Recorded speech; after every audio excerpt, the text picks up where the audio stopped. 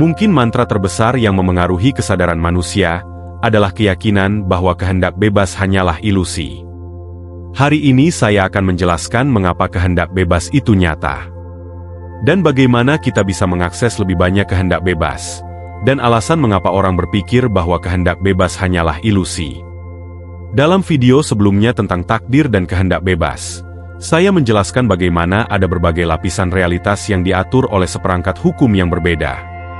Dengan demikian, kita memiliki lapisan terendah dari realitas ini yang diatur oleh lebih banyak hukum dan karma, dibandingkan dengan lapisan-lapisan realitas yang lebih tinggi yang bisa kita akses, jika kita mulai menggunakan dan mengakui kehendak bebas kita.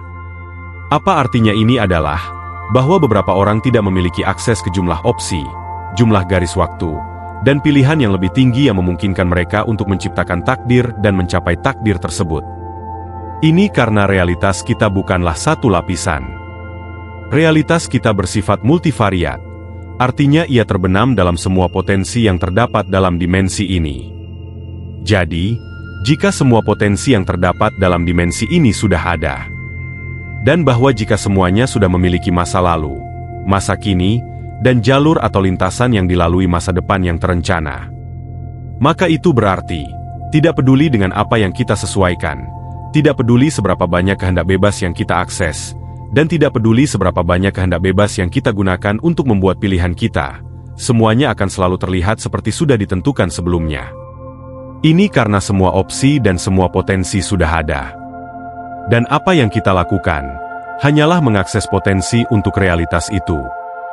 Jadi, tugas kita dalam semua ini terkait dengan kehendak bebas adalah, bahwa kita menyelaraskan diri dengan garis waktu, di mana versi diri kita yang dihadirkan ke realitas adalah versi yang kita pilih dari berbagai versi diri kita yang bisa kita pilih. Bayangkan bahwa setiap versi diri Anda sudah ada, tetapi kita tidak mengalami semuanya. Kita mengalami versi diri kita yang kita berikan perhatian paling banyak, dan membuat tindakan dan pilihan untuk menjadi. Pilihan yang Anda lakukan sekarang atau saat ini, adalah sudah mengaktifkan versi masa depan dari diri Anda. Jika Anda ingin memahami ini lebih baik, Anda bisa menonton video saya tentang cara melompat garis waktu, atau melompat paralel ke kesadaran yang berbeda, dan memiliki hasil yang berbeda. Jadi, jika semua potensi sudah terjadi dalam dimensi ini, kita mungkin berada dalam dimensi yang lebih bernilai, seperti dimensi kelima. Dalam dimensi ini terdapat seperangkat kondisi dan ketentuan tertentu. Jadi kondisi-kondisi tersebut bisa kita lihat sebagai yang sudah ditentukan sebelumnya, dan dengan demikian disepakati ketika kita memasuki realitas ini. Ketika kita memasuki dimensi ini, kita secara khusus memasuki dan menyetujui batasan tertentu, dan batasan-batasan itu adalah apa yang kita sebut sebagai yang sudah ditentukan sebelumnya. Jadi dalam batasan yang sudah ditentukan sebelumnya dalam dimensi ini, kita mulai menjadi lebih terbatas.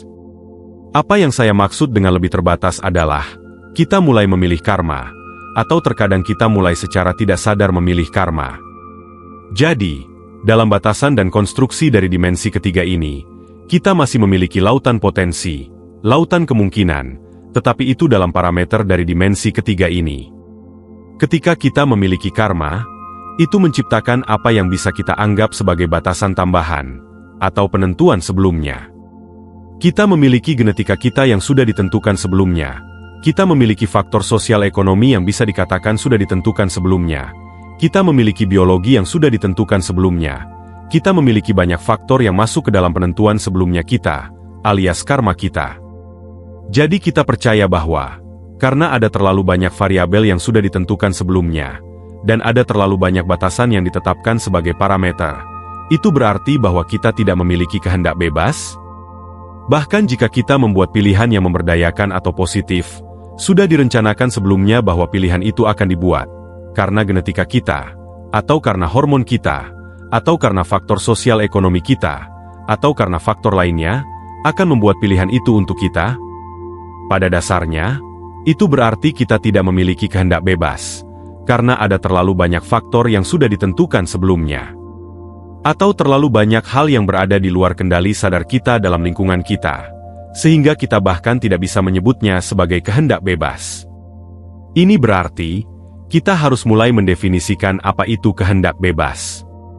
Ini berarti bahwa mayoritas orang yang percaya bahwa kehendak bebas adalah ilusi, mendefinisikan kehendak bebas dari standar yang sangat terdistorsi, dan harapan tinggi tentang apa artinya kehendak bebas.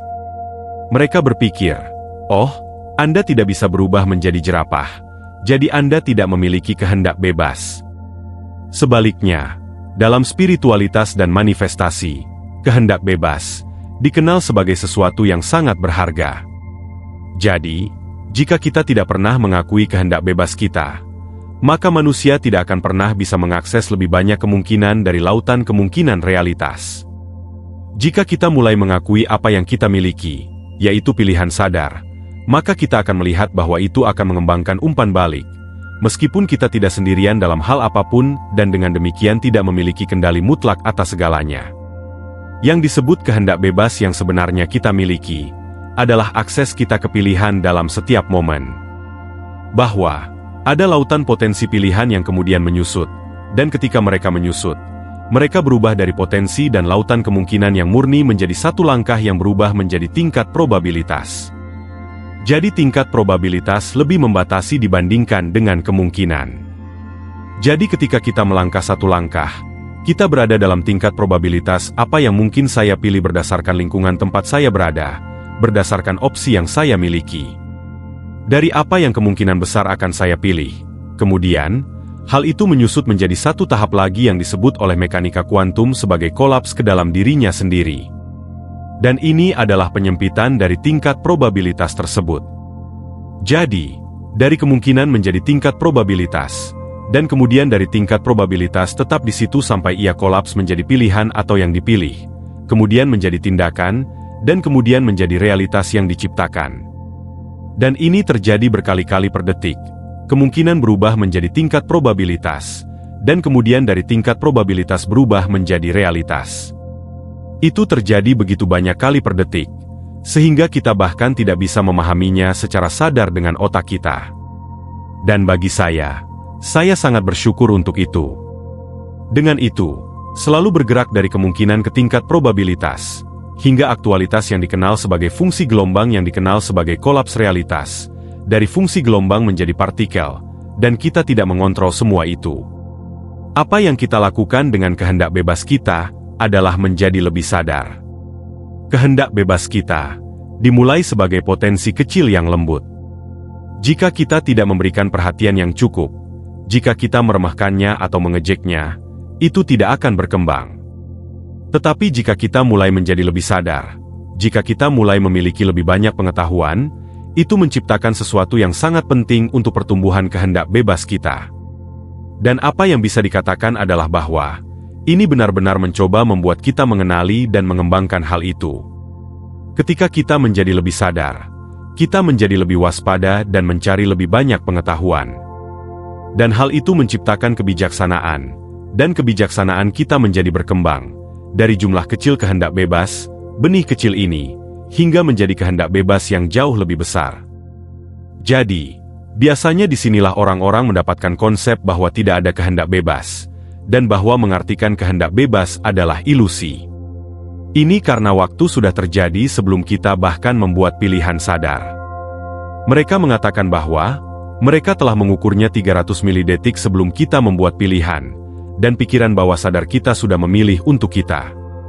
Dan karena momen saat ini selalu beberapa detik di belakang dan di masa lalu, maka segala sesuatu yang terjadi di momen saat ini tidak benar-benar berasal dari keputusan dan tindakan sadar yang kita buat di dalamnya. Itu oleh karena ada penundaan waktu. Jadi, karena para akademia dan dunia pendidikan dan aliran pemikiran lainnya, terutama akademia, tempat ini berasal, karena akademia mampu mempersepsi dan mengukur fakta bahwa kita di momen ini sebenarnya terjadi sedikit dengan penundaan waktu di masa lalu, dan kita percaya bahwa pikiran bawah sadar telah memilih setiap pilihan sebelumnya. Jadi, kita hanya menjalankan tindakan dari pilihan dari apa yang sudah dipilih, dan karena itu tidak ada kehendak bebas. Jadi saya ingin menjelaskan hal ini dengan sangat jelas. Penundaan waktu yang telah diukur adalah apa yang disebut sebagai kolaps fungsi gelombang dari kemungkinan menjadi tingkat probabilitas, dan dari tingkat probabilitas ke momen saat ini. Selain penundaan waktu ini, argumen terbaik lainnya untuk tidak adanya kehendak bebas berasal dari fisika partikel. Para ilmuwan menyatakan bahwa, karena ada faktor-faktor yang sudah memiliki perilaku terukur dan karenanya dapat ditentukan, sehingga hal ini menciptakan sesuatu yang disebut sebagai kondisi awal. Kondisi awal adalah partikel-partikel yang membentuk otak dan tubuh kita. Jadi, jika partikel-partikel ini yang membentuk otak dan tubuh kita berperilaku dengan cara yang stabil, dapat diprediksi, dan bahkan terukur, maka kita hanyalah kendaraan yang menjalankan nasib mereka di atas kondisi awal ini. Fisika partikel menjadi sangat harmonik dan melangkah lebih jauh. Mereka juga mengatakan bahwa, karena ada ledakan besar yang menggerakkan sebab dan akibat, kita sudah ditentukan karena tindakan kita sebelumnya, pikiran kita, dan emosi kita berasal dari sebab-sebab yang sudah memulai gerakan kita, dan kita hanya menjalankan reaksi dari sebab-sebab tersebut. Mereka bahkan tidak berhenti di situ. Mereka membuktikan bahwa, bahkan jika Anda bertindak secara kacau, yang dalam hal ini berarti jika Anda bertindak tidak terduga dari kondisi awal, bahkan kekacauan pun menjadi deterministik karena kekacauan tersebut masih berasal dari kondisi awal tersebut. Dan artinya menurut mereka bahwa, bahkan jika Anda mengakses kehendak bebas Anda, dan itu menghasilkan lompatan acak dan garis waktu yang mereka sebut kekacauan atau ketidakpastian, maka itu masih akan menjadi yang sudah ditentukan sebelumnya, karena bahkan kekacauan itu masih berasal dari kondisi awal, yaitu dari sebab dan akibat di masa lalu. Oleh karena itu, menurut mereka bahwa, apapun yang Anda lakukan, tidak peduli seberapa acak terlihatnya, adalah bagian dari kondisi yang sudah ditetapkan jauh sebelum momen saat ini muncul. Tapi, apa yang mereka lewatkan adalah model realitas yang lebih baik, yaitu model yang melampaui partikel, dan memahami bahwa, ada garis waktu yang sudah ada untuk menjalankan setiap pilihan yang kita buat. Dan semua garis waktu ini memiliki masa lalu, masa kini, dan jalur dan lintasan yang dilalui masa depan yang sudah dibuat. Jadi apa yang harus kita lakukan adalah mendefinisikan kehendak bebas. Ketika berbicara tentang bagaimana kita memiliki kehendak bebas, saya tentu saja tidak hanya berbicara tentang pikiran sadar kita yang bertindak pada saat itu.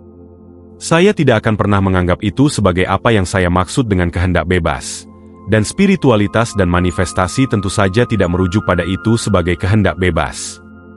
Kita harus mengetahui bahwa, pikiran superkonsius atau pikiran supersadar adalah generator dari pengalaman ini, dan bagaimana dari situ kita melihat bahwa kita memiliki dua otak lain atau dua pikiran lain, yaitu pikiran bawah sadar dan pikiran sadar kita. Jika kita hanya melihat pikiran sadar, untuk sepenuhnya apa yang kita sebut kehendak bebas, maka yang didefinisikan sebagai kehendak bebas sebenarnya adalah terkait dengan umpan balik. Umpan balik ini adalah pikiran sadar kita. Pikiran sadar kita menerima lingkungan sekitarnya. Katakanlah, ia menerima pengetahuan yang sebelumnya tidak dimilikinya. Setelah menerima pengetahuan itu, ia menjadi lebih sadar. Kemudian kesadaran itu dimasukkan ke dalam pikiran bawah sadar kita dan mengembangkan umpan balik. Kita tidak hanya mengembangkan umpan balik dengan pikiran sadar dan pikiran bawah sadar kita di mana kita menerima pengetahuan, dan pikiran bawah sadar kita sekarang mengorganisasikannya, mengolahnya, dan menyusunnya kembali, atau apa yang kita bisa sebut sebagai pemrograman ulang. Jadi pikiran sadar dan pikiran bawah sadar bekerja bersama dalam umpan balik, dan seiring waktu, itu menciptakan versi diri kita yang lebih sadar. Dengan versi diri kita yang menciptakan umpan balik ini, apa yang terjadi ketika ia menerima lebih banyak kesadaran dan pengetahuan dari lingkungannya, dan dengan demikian menyusun ulang dan memprogram ulang pikiran bawah sadar kita, itu disebut mengembangkan kebijaksanaan. Jadi saya akan memberikan contoh tentang bagaimana kebijaksanaan akan membuat kita memiliki lebih banyak kehendak bebas. Jika saya dihadapkan dengan 3 opsi di depan saya, dan saya percaya bahwa saya harus memilih salah satu dari 3 opsi tersebut, karena saya tidak sadar, dan tidak memiliki kebijaksanaan tentang bagaimana sebenarnya ada lebih dari 3 opsi. Maka itu adalah opsi-opsi sebelum saya menjadi lebih sadar, sebelum saya memiliki lebih banyak kebijaksanaan. Sekarang, tiba-tiba dengan lebih banyak kebijaksanaan, itu bukan hanya 3 opsi atau 3 pilihan di depan saya. Itu bisa menjadi potensi keempat, atau opsi kelima, atau pilihan keenam. Spektrum opsi Anda terbuka lebih lebar semakin Anda memiliki kebijaksanaan, karena kebijaksanaan memicu kreativitas.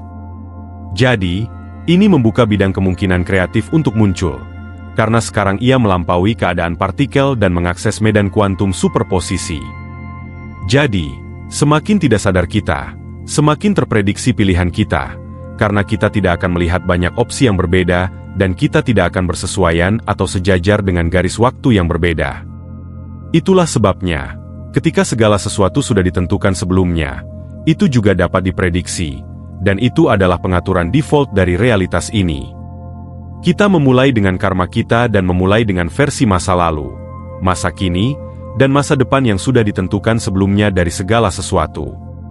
Dari pengaturan default ini, sekarang terserah kita untuk merawat dan mengembangkan kebijaksanaan, atau tetap berada dalam siklus evolusi dan involusi yang tak berujung. Faktanya, seorang Rosicrucian tingkat tinggi Rudolf Steiner mengatakan bahwa kehendak bebas diperlukan untuk evolusi kita. Kita membutuhkan dorongan yang sepenuhnya berasal dari kesadaran tinggi kita untuk menggerakkan kita ke garis waktu yang lebih tinggi. Dan kehendak bebas kita tidak berarti pilihan atau tindakan momen langsung dari kehidupan sadar kita, karena segala sesuatu yang mengarah pada pilihan atau tindakan langsung tersebut adalah sesuatu yang sudah dimasukkan ke dalam pikiran bawah sadar pada waktu sebelumnya, dan mengembangkan umpan balik dengan pikiran sadar kita, dan itu masih merupakan kehendak bebas. Setiap kemungkinan dalam dimensi waktu ruang ketiga ini sudah ada. Jadi bukan tentang menciptakan itu, tetapi tentang kesesuaian dan keselarasan dengan itu. Kehendak bebas Anda menciptakan keselarasan dengan garis waktu. Itu menciptakan keselarasan dengan garis waktu yang sangat berbeda berdasarkan kemampuan Anda untuk menjadi lebih sadar dan lebih terjaga. Karena semakin kita terjaga, semakin kita dapat mengakses garis waktu yang sama sekali berbeda. Ini yang disebut sebagai lonjakan kuantum. Lonjakan kuantum berarti Anda membuat keputusan, tindakan, atau pilihan yang sangat berbeda dengan kehendak bebas Anda sebelumnya. Jadi lonjakan kuantum adalah apa yang dikenal sebagai kita menjadi lebih banyak energi daripada materi. Begitu kita mulai bergetar dalam lebih banyak energi dan kurang materi, artinya lebih sedikit yang sudah ditentukan sebelumnya, dan kita mulai membuka bidang apa yang tersedia bagi kita dan menjadi sadar akan semua keputusan, tindakan, dan pilihan yang bisa kita buat. Itu artinya, kita menjadi lebih banyak energi dan kurang materi. Maksud dari lebih banyak materi bahwa kita berada di garis waktu yang sama sepanjang waktu, dan itu sangat bisa ditentukan sehingga bisa diprediksi karena adanya kondisi awal. Namun begitu kita mulai menjadi lebih sadar, kita menjadi kurang dapat diprediksi dari kondisi awal. Dan kurang dapat diprediksi adalah lonjakan kuantum. Untuk melakukan lonjakan kuantum, Anda harus membuat pilihan yang sangat jauh dari apa yang sudah ditentukan dan dapat diprediksi untuk Anda. Jadi untuk melakukannya, Anda harus memiliki kesadaran dan kebijaksanaan yang cukup untuk bisa melakukan lonjakan kuantum. Itulah mengapa semakin Anda sadar, semakin sulit untuk meramalkan masa depan Anda, karena Anda merubah kondisi awal. Tapi saat Anda tidak sadar, semakin Anda dapat diprediksi karena Anda berada dalam ranah determinisme, yaitu kondisi yang terjadi karena adanya kondisi awal. Jadi Anda mudah diprediksi dan masa depan Anda akan mudah diramalkan. Namun semakin banyak kehendak bebas yang Anda akses, potensi dan masa depan Anda mulai berubah secara drastis. Anda mulai membuka akses ke lebih banyak opsi, dan dari situ Anda mulai membuka ke lebih banyak opsi lagi. Medan energi seseorang yang semakin sadar menjadi semakin kreatif, karena ada begitu banyak potensi yang dapat diakses. Jadi, pembukaan kehendak bebas sebenarnya membuka lebih banyak kreativitas, dan itulah mengapa kreativitas dikenal sebagai variabel acak karena adanya perpindahan kondisi awal. Jadi, Anda memiliki kekacauan, yang kita sebut sebagai kehendak bebas, yang juga kita sebut sebagai variabel acak yang dimaksudkan untuk menciptakan bersamaan dengan determinisme, atau apa yang kita sebut sebagai takdir atau karma. Jadi Anda melihat bahwa kedua kekuatan ini sebenarnya tidak saling bertentangan. Mereka bekerja sama untuk menciptakan kreativitas yang terbuka di medan energi kita dari memiliki lebih banyak potensi dan garis waktu yang tersedia untuk kita. Semakin kita sadar, semakin banyak yang dapat diakses melalui parameter epigenetik kita, dan seberapa banyak dari itu yang kita akses. Dan itu dilakukan melalui karma kita, melalui filter kesadaran kita sendiri, dan apapun yang sudah ditentukan sebelumnya. Jadi determinisme, atau rangkaian penyebab, tidak membatalkan kehendak bebas. Determinisme hanyalah pengaturan default yang harus dioperasikan oleh kehendak bebas. Namun, dalam beroperasi di dalam determinisme, semakin kita dapat mengenali opsi kita, semakin sadar kita, dan dengan demikian, semakin selaras dengan pilihan dan garis waktu yang lebih tinggi melalui umpan balik itu, yaitu yang kita pilih. Itulah yang disebut kehendak bebas. Kehendak bebas bukan hanya ilusi, tapi itu adalah hukum dalam realitas ini. Karena kita memiliki kehendak bebas, maka semua hal atau opsi yang kita miliki kita bisa selaraskan. Anda juga bisa melihat kehendak bebas sebagai variabel yang paling penting untuk evolusi, karena jika Anda tidak memiliki benih kehendak bebas itu, maka Anda tidak akan bisa berevolusi. Jika Anda hanya akan memiliki apa yang ada di depan Anda, dan maka tidak akan ada kebutuhan untuk evolusi alias pertumbuhan, dan perjuangan untuk kebenaran, perjuangan untuk pengetahuan, dan untuk kesadaran kita. Jadi, dari sudut pandang ini, hukum kebingungan alias kehendak bebas adalah bagaimana kita menjadi lebih berkembang.